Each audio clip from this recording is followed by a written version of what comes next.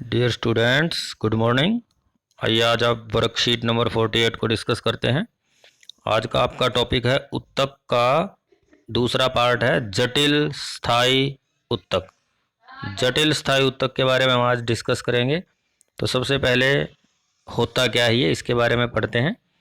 तो आपको पता है कि जो जटिल स्थायी उत्तक है यह वह उत्तक है जो एक से अधिक प्रकार की कोशिकाओं से मिलकर बना है। इससे पहले आपने सरल उत्तक के बारे में पढ़ा था, उसमें सभी कोशिकाएं एक ही प्रकार की थी, उनसे मिलकर बना था सरल उत्तक। लेकिन आज हम पढ़ रहे हैं जटिल उत्तक। तो जटिल उत्तक एक से अधिक प्रकार की कोशिकाओं से मिलकर बनता है और ये सभी कोशिकाएं मिलकर एक जैसा कार्य करेंगी। अलग अलग प्रकार की कोशिकाएं इकट्ठा होकर एक कार्य अगर करेंगी तो उसे हम जटिल स्थायी उत्तक कहेंगे। और जटिल स्थायी उत्तक मुख्य रूप से दो प्रकार का है। नंबर एक जाइलम, नंबर दो फ्लोएम। जो जाइलम और फ्लोएम दोनों जो उत्तक हैं इनको इकट्ठा हम संवहन उत्तक कहते हैं। संवहन का अर्थ है यह पौधे में कोई चीज लाने ले जाने का कार्य करते हैं।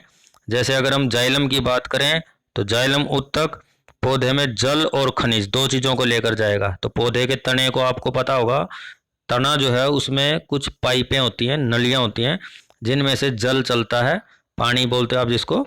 तो पानी का आपको पता है, जो हम मिट्टी में पानी देते हैं पौधे की जड़ों में, वह पानी पौधे के तने के द्वारा होता हुआ उसके पत्तों तक पहुंचता है और उसी पानी में घुलकर खनिज भी जाते हैं, जैसे सोडियम है, पोटेशियम है, आयरन है। ये सारी चीज़ें मिट्टी में जो हैं होती हैं और मिट्टी में से ये पानी में घुलकर तब पौधे में जाती हैं। तो पौधे में पानी और खनिज दो चीज़ों को ले जाने का कार्य कौन करेगा? जाइलम उत्तक। और पत्तों ने जो भोजन बनाया है, अब वह भोजन पौधे के विभिन्न भागों तक भी आएगा। अब मान लीजिए जड़ है, जड़ तो अपना भोजन नहीं बना सकती, पत्ते बनाएंगे भोजन, क्योंकि पत्तों के पास क्लोरोफिल है। तो पत्तों ने जो भोजन बनाया है वह पौधे के सभी भागों तक पहुंचाने का काम जिस उत्तक का है उसका नाम क्या है? फ्लोएम। तो दो उत्तक हो गए आज के आपके, जाइलम और फ्लोएम। और ये दोनों उत्तक क्योंकि पौधे के अंदर संवहन का कार्य करते हैं इसलिए इन्हें संवहन उत्तक भी कहते हैं। और ये दोनों साथ साथ रहते हैं इसलिए इन्हें संवहन बंडल कहते हैं, आसपास ही ये रहते हैं। तो आज हम सबसे पहले जाइलम की चर्चा करेंगे। जो जाइलम उत्तक है ये मैंने अभी आपको बताया था, यह पौधे में जल और खनिज दो चीज़ों को ले जाने का कार्य करता है और यह उत्तक पौधे का काष्ठीय भाग है, यानी कि लकड़ी वाला भाग है। तो आपको ये साफ दिख रहा है, इस चित्र में आपको दिखाई दे रहा है। अगर आप किसी पौधे का कटा हुआ तना देखोगे तो आपको उसमें छोटे छोटे छल्ले से, गोल गोल छल्ले से दिखाई देंगे, ऐसे रिंग से दिखाई देंगे। तो वो भी उसके जाइलम वाले हिस्से को दिखाते हैं। इसमें से भी कभी ना कभी उसमें जल का संवहन यानी कि पानी चलता था। अब जो पौधे का जाइलम है वो मुख्य रूप से चार प्रकार का है। वो आपको चारों प्रकार के नाम आपको याद भी करने हैं। नंबर एक जाइलम का ट्रैकिड, यहाँ पर आपको दिख रहा है। नंबर दो वेसल। नंबर तीन जाइलम पैरेन्काइमा। नंबर चार जाइलम फाइबर। तो चार प्रकार का जाइलम होता है पौधे में, xylem tracheid, xylem vessel, xylem parenchyma और जाइलम फाइबर। तो इन चारों का आपको चित्र देख लेना है एक बार। यह आपको इन चारों का चित्र साफ दिख रहा है यहाँ पर। तो उसमें सबसे पहले हम बात करेंगे जाइलम के ट्रैकिड की। यह आपको यहाँ पर, इसको हिंदी में वाहिनी का बोलते हैं। यह आपको एक स्पष्ट दिख रहा है, इसमें बीच में लाइनिंग बंद है, लेकिन इसके बीच बीच में सफ़ेद सफ़ेद ये हिस्से आपको दिख रहे हैं। इनमें से पानी अंदर घुसता है और इसी में से आगे इस तरह चलता रहता है। जबकि दूसरे नंबर का जो प्रकार है वह है उसका वेसल, इसे वाहिका बोलते हैं। तो यह एक पूरी कंटिन्यूस लगातार पाइप है, इसमें जल अपने आप आराम से ऊपर की तरफ चलता है। और रह गया फाइबर, यह पौधे को मजबूती प्रदान करता है। और जाइलम पैरेन्काइमा जो है यह पौधे में भोजन को इकट्ठा करने का कार्य करता है। तो आपको इन सब के कार्य भी मैंने बताए। और इन चारों का इकट्ठा नाम क्या है? जाइलम, क्योंकि जाइलम के चार प्रकार हैं। नंबर एक वाहिका, नंबर एक वाहिनिका, नंबर दो वाहिका, नंबर तीन जाइलम फाइबर, नंबर चार जाइलम पैरेन्काइमा। तो ये चार टाइप हो गए उसके।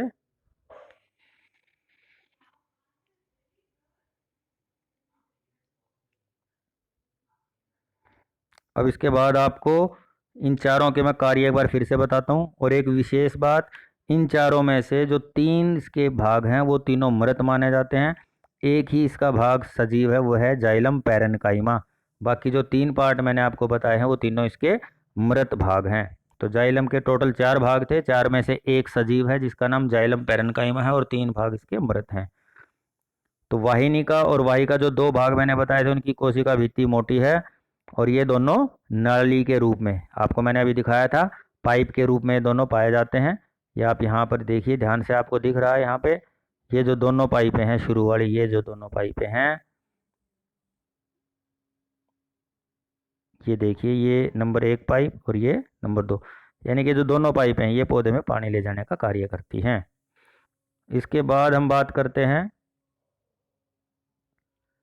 जाइलम उत्तक में इन दोनों का कार्य यहाँ पर अलग से लिखा हुआ है, देखिए एक बार। ये पौधे में जड़ से पौधे के विभिन्न भागों तक जल और खनिज यानी कि पानी और उसमें घुले हुए मिनरल्स को लेके वो ऊपर की तरफ जाता है।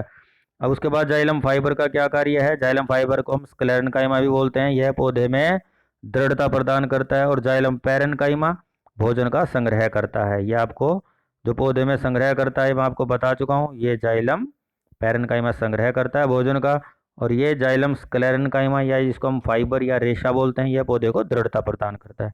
तो आज का टॉपिक आपका इतना ही था, पैरेन्काइमा। और इसके टाइप कितने हो गए एक बार फिर से रिवीजन कीजिए। जाइलम नंबर 1 वाहिनिका, नंबर 2 वाहिका, number 3 xylem parenchyma, number 4 xylem fibre. अब इसी के आधार पर आपने इन क्वेश्चंस को सॉल्व करना है। सबसे पहला आपका क्वेश्चन है जटिल स्थायी उत्तक क्या होते हैं?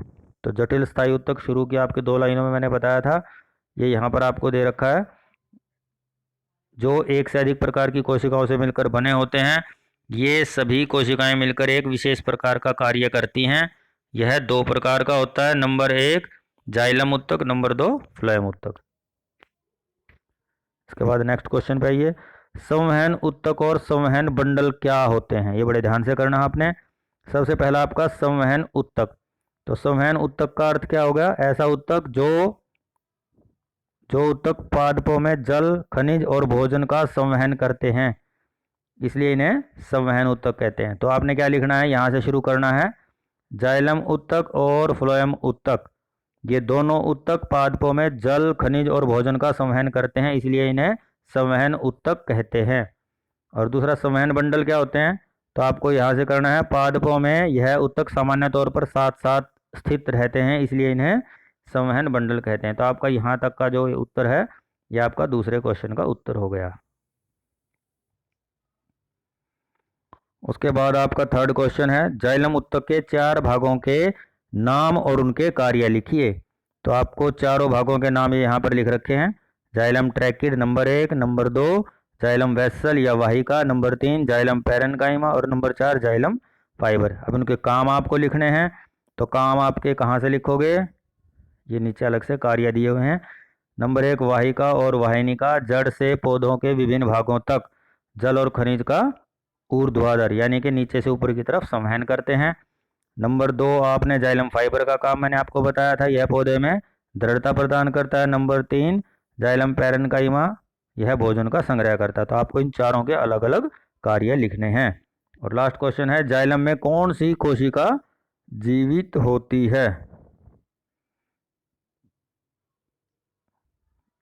वेरी इजी क्वेश्चन है, मैं आपको बता चुका हूँ। जाइलम पैरेन्काइमा, सिर्फ यही एक इसमें जीवित कोशिका, बाकी जो 3 बच की वो तो मृत कोशिकाएं हैं। तो इसका मुख्य कार्य क्या होगा? पौधे में जल और खनिज को ले जाने का मुख्य कार्य जाइलम का है। अगली वर्कशीट में आपको इसका दूसरा भाग जिसे हम क्या कहते हैं फ्लोएम, उसके बारे में पढ़ाएंगे। फ्लोएम का क्या कार्य है मैं आपको शुरू में बता चुका हूँ।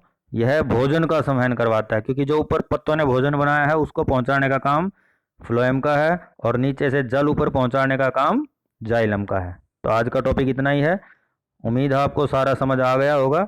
इन सभी चित्रों को आपने पेंसिल से बनाना है। आप अपनी एनसीईआरटी की बुक की मदद ले सकते हो। अगर आप इसको क्लियर यहाँ नहीं देख पा रहे तो आप बुक की हेल्प भी ले सकते हो और उसे साथ साथ याद भी कीजिए ताकि परीक्षा में आपको कोई दिक्कत ना आए।